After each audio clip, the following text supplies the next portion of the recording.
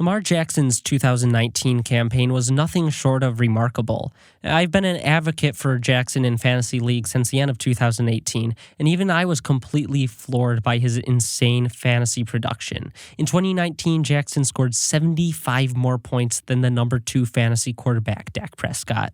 And he did this sitting out Week 17 and being pulled in fourth quarters multiple times. Jackson was on a completely different level. No, he was in another galaxy than every other quarterback last year. Can we expect this insane production to continue in 2020, though? I personally think Jackson will continue his incredible fantasy production, but alas, no one is immune to regression. I expect his rushing numbers to decrease with the addition of J.K. Dobbins, and I expect his touchdown percentage to decline as well. He had a 9% chance of throwing a touchdown with every pass. Your average quarterback who's, good is around 5%. But this doesn't mean he will be bad. I actually think if he stays healthy for a whole season, he will finish once again as the number 1 quarterback. So why am I not high on Lamar Jackson? Because you got to spend a second-round pick on him. You got to spend a second-round pick if you want Lamar Jackson at this point. And I am not comfortable using a second-round pick on a quarterback when there are so many other really good quarterbacks available going 4 or 5 rounds later. Kyler Murray is going later. Russell Wilson, heck, Dak Prescott is one of my favorites.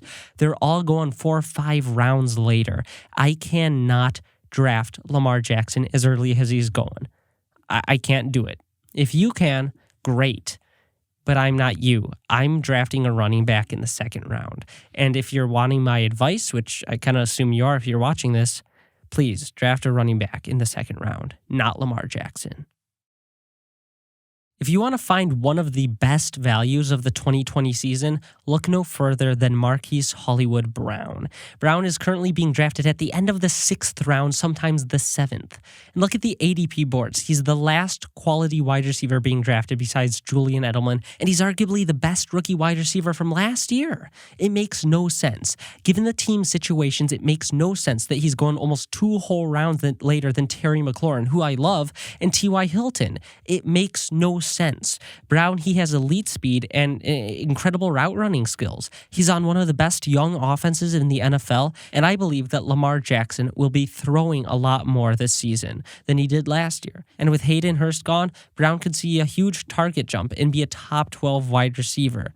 There's no better value at the wide receiver position this year than Marquise Brown. Draft him in every league you can. Please tell me why you would spend a 5th round pick on Mark Ingram when you could spend a 10th round pick on J.K. Dobbins. It's not that I don't like Mark Ingram, but from a fantasy football perspective, he's a bad choice this year. He won't replicate last season. It won't happen. And J.K. Dobbins is there. J.K. Dobbins is a really good running back who will force his way onto the field even if the coach's original intentions are to use Mark Ingram as the primary running back. J.K. Dobbins will demand work. His talent is elite. When he demands the work, he will produce. The backfield will be his.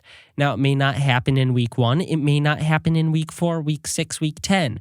I can assure you this will. If it doesn't happen, I'll give away a Mark Ingram jersey. That is how positive I am that J.K. Dobbins will become the lead back in Baltimore. So now, please tell me why you would spend a 5th round pick on Mark Ingram when you can spend a 10th round pick on J.K. Dobbins, who at this point in his career is more talented. I do not believe Mark Ingram will be the primary back.